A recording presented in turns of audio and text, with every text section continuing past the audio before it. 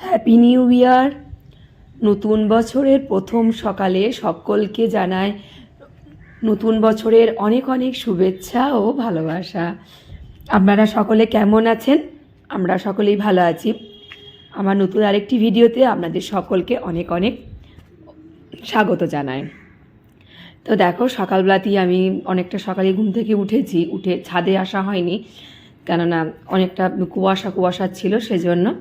তো এখন প্রায় 8টা মতো বাজে, আমি এখন ছাদে এসেছি। আর এদিকে বাড়ির নিচেও সবজিওয়ালা সবজি নিয়ে বসে গেছে বিক্রি করতে। যে যার কাজে তো সবাইকেই যোগ দিতে হবে। তা আমিও এখনও কিন্তু সূর্যি মামার দেখা পাওয়া যায়নি, কেননা গোটা আকাশটা বা চারিদিকটা কুয়াশার চাদরে পুরো ভরে আছে। চারিদিকে সকলের বাড়িতেই কিন্তু রং বেরঙের নানান রকম ফুলের সমারোহ। সেরকম আমার বাড়িতেও কিন্তু নানান রকম ফুলের সমারোহ আছে। আমার আবার একটি গাছে দুটি রঙের ফুল ফুটছে, তা সেটি দেখে আমার তো বেশ ভালো লেগেছে। এবং আমার সেই ছোট্টবেলার একটি ছড়া মনে পড়েছে, একই বৃন্তে দুটি কুসুম, হিন্দু মুসলমান। তা সেটা দেখে সত্যিই খুব ভালো লাগলো যে আমার একটি গাছে দুটি ফুলে, যে সাদা একটি, এটি বেগুনি। বেশ ভালো লাগছে দেখে। তো চলো নিচে যাই। নিচেতে এসেই প্রথমেই নতুন বছরের সকালে একটু লিকার চা দিয়েই শুরু করলাম। পরে হয়তো একটু দুধ চা বা অন্য কিছু খাওয়া হবে। তো আমি আর অলির বাবা এখন বসেছি এখানে এখন চা খেতে। অলিও ওঠেনি, অলি ঘুমাচ্ছে, গোল্ডিও ঘুমাচ্ছে, এখনও ওঠেনি। আমরা দুজনে উঠে আগে চাটা নিয়ে বসে পড়েছি চা খেতে। মা নেই, মা তো আছে মাসিমাদের বাড়িতে ওখানে।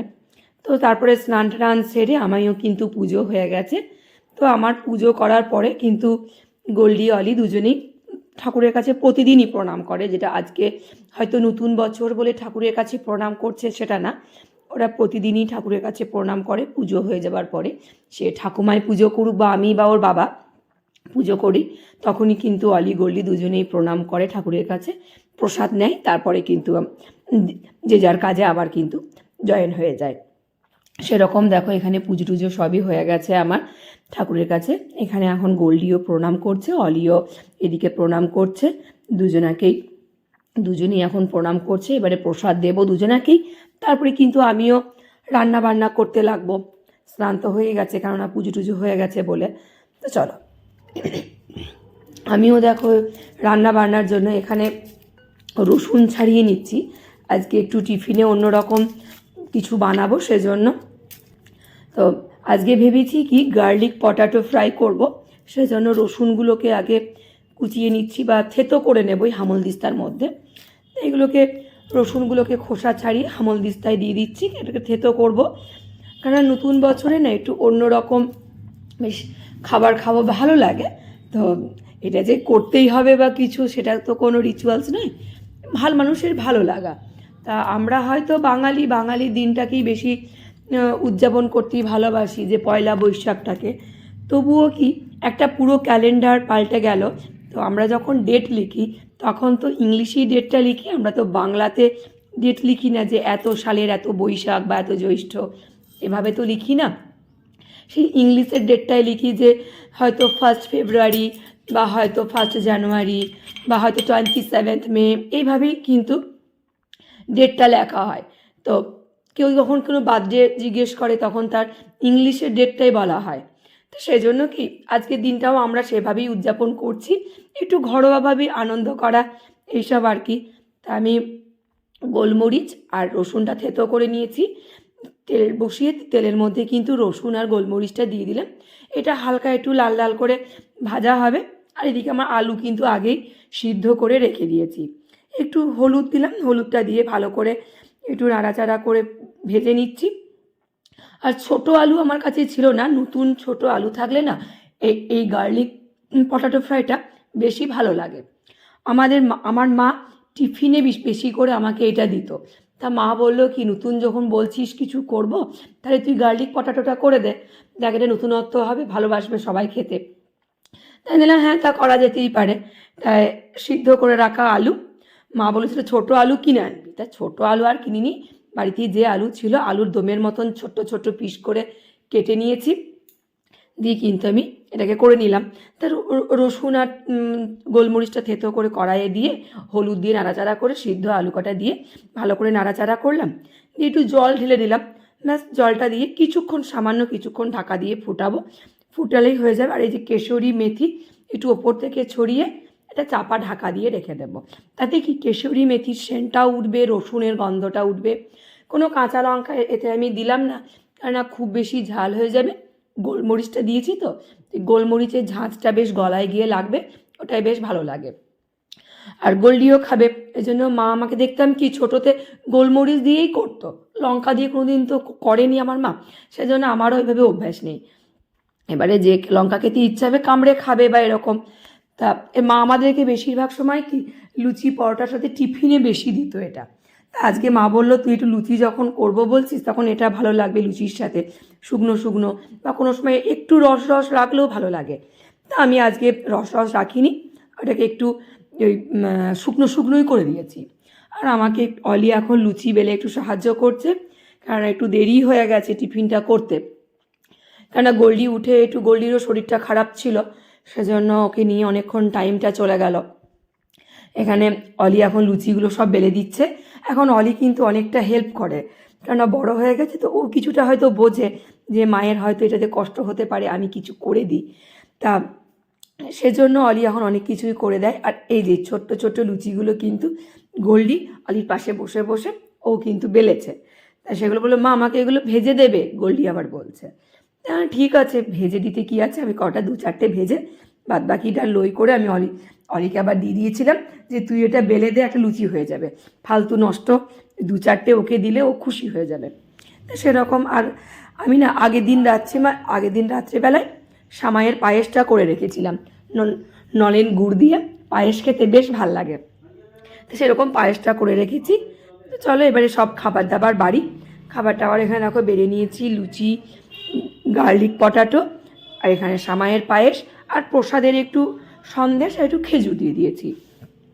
ব্যাস সবাই মিলে এবার টিফিন করতেও বসে পড়বো। তাহলে চলো আমরা আগে সকলে মিলে আগে টিফিন করি।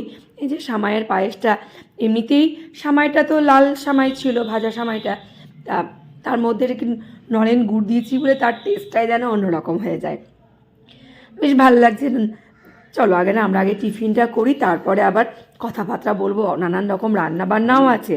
এই যে এখন গোল্ডিকেও একটা লুচি দিয়ে বসিয়েছি, মাথায় একটা টুপি পরে বসে পড়েছে।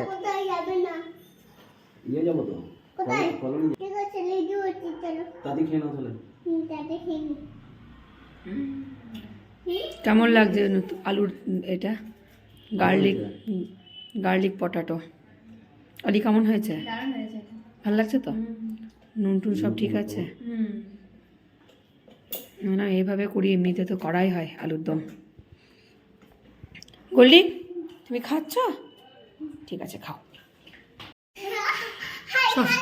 হ্যাপি নিউ ইয়ার সকলকেই জানাই, নতুন বছরের অনেক অনেক শুভেচ্ছা ও ভালোবাসা। তো সবাই কেমন আছেন? আমরাও ভালো আছি। এখন আমরা টিফিন করছি সব কিছু। তো চলো আগে টিফিনটা করে নিই, তারপরে আবার গল্প করবো। তারপরে অনেক নানান রকম কাজও আছে, কারণ সকাল থেকে নানান রকম কাজকর্ম।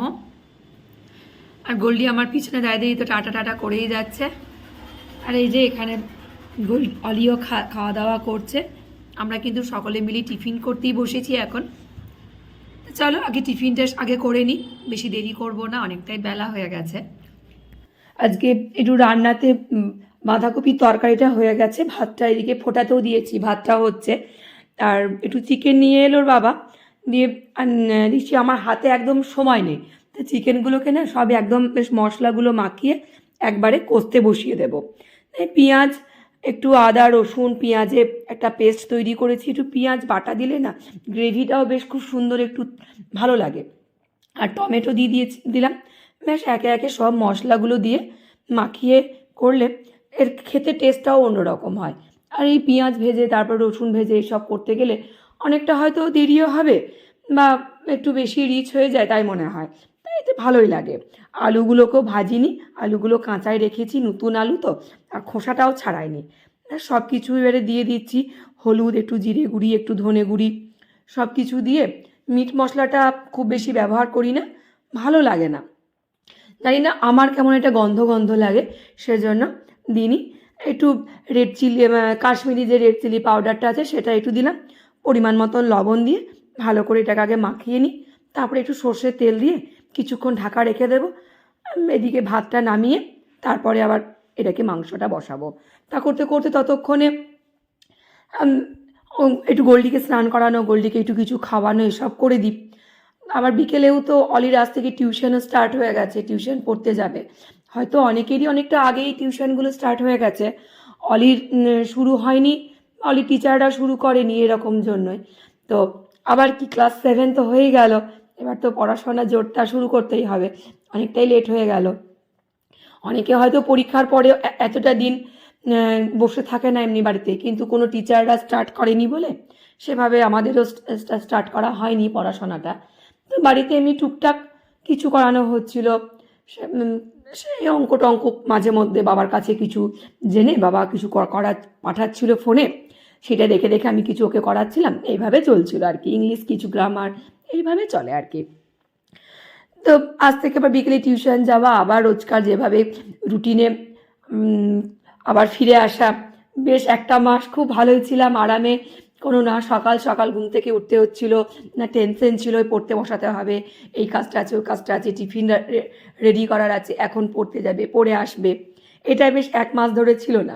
তো আবার আজ থেকে শুরু রুটিন একদম, বিকালবেলায় পড়তে যাবে, টাইমলি আসবে, আবার তাকে একটু কিছু টিফিন করানো, পড়তে বসবে, এই সব রুটিনের মধ্যে একদম আবার ছকে বাঁধা জীবন শুরু হয়ে যায়।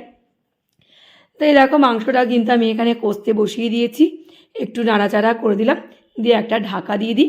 ও এখন একটু আস্তে আস্তে গ্যাসের ফ্লেমটা একদম কমিয়ে দিয়েছি, আস্তে আস্তে একটু হতে থাকুক কষাটা। ততক্ষণ আমিও আমার এদিকে নানান রকম যা সব কাজকর্ম আছে ঘরের সেগুলোকেও সেরে ফেলি। তো ঢাকা দিয়ে দিলাম, একটু কিছুক্ষণ কষা হয়ে যাক। তো দেখো আমার কিন্তু অনেকক্ষণই কষা হয়ে গেছে, মোটামুটি 10-15 মিনিট ঢাকা দিয়ে রেখে দিয়েছিলাম। তারপর দেখো এতটা বেশ রঙটাও খুব সুন্দর লাল হয়েছে, একটু জলও ছেড়েছে, দেখতেও বেশ ভাল লাগে। আর মাংস সত্যি কথা বলতে কি, যদি লাল রঙটা না হয় না ভালো লাগে না। আর অলি আবার বলবি কি, বাবা তুমি মাংস করবে, বেশ মাংসর ওপরে একটা স্তর পড়ে, মানে যে শটটা, ওইটা ওর বেশি ভালো লাগে অলির। মা সেই শটটা আনতে পারবে না, তুমি করবে। তোর বাবার আজকে একদমই সময় ছিল না, সেই জন্য আমাকেই করতে হলো, বাবা একটু কাজে ব্যস্ত ছিল এইসবের জন্য। চলো মাংস রেডি হয়ে গেছে, আমিও কিন্তু খাবার বাড়ছি, বেগুন ভাজা, বাঁধাকপির তরকারি, ভাত আর মাংসর ঝোল।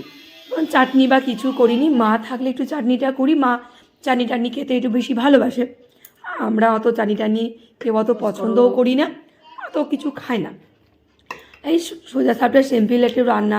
আর মা থাকলে একটু নিরামিষ একটু ডালও করতাম, কেন মা তো আর মাংসর ঝোলটা খাবে না, সেজন্য আজকে ডালও করতে হয়নি। মা নেই বাড়িটা আজকে যেন খুব ফাঁকা ফাঁকাই লাগছে, কেন মা থাকলে বেশ ভালো লাগে, কেননা আজকে তো মা মাসির বাড়িতেই আছে, মাসিমার বাড়িতে, মা শাশুড়ির। তো চলো আমরা কিন্তু এখন খাওয়া দাওয়া করি, মায়ের আসতে এখন দেরিয়ে আছে কয়েকটা দিন, এখন কটা দিনও এখনও একা একাই কাটাতে হবে। তো চলো আর বেশিক্ষণ গল্প করবো না, আগে খাওয়া দাওয়াটা সেরে নিই, খাওয়া দাওয়াটা করে আবার যে যার কাজে একটু রেস্ট নিয়ে, গোল্ডিকেও একটু ঘুম পাড়াতে হবে, আমাদের একটু রেস্ট নেব, রেস্ট নিয়েই তো অলিও পড়তে যাবে বিকালবেলায়, তারপরে আবার নানান রকম কাজকর্ম। তাহলে চলো ভিডিওটা এখানেই শেষ করি, দেখা হবে অন্য আরেকটি ভিডিওতে। আপনারাও ভালো থাকুন, সুস্থ থাকুন, সাবধানে থাকুন। ভিডিওটি কেমন লাগলো অবশ্যই কমেন্ট করে জানাবেন, ভালো লাগলে একটা লাইক করে দেবেন। আমার ভিডিওগুলি যদি ফেসবুক পেজে দেখে থাকেন তাহলে অবশ্যই আমার পেজটি ফলো করে রাখবেন, আমি যখনই ভিডিও আপলোড করব আপনারাও দেখতে পাবেন। আর ভিডিওগুলি কেমন লাগলো অবশ্যই কমেন্ট করে জানাতে যেন ভুলবেন না। দেখা হচ্ছে পরের অন্য আরেকটি ভিডিওতে।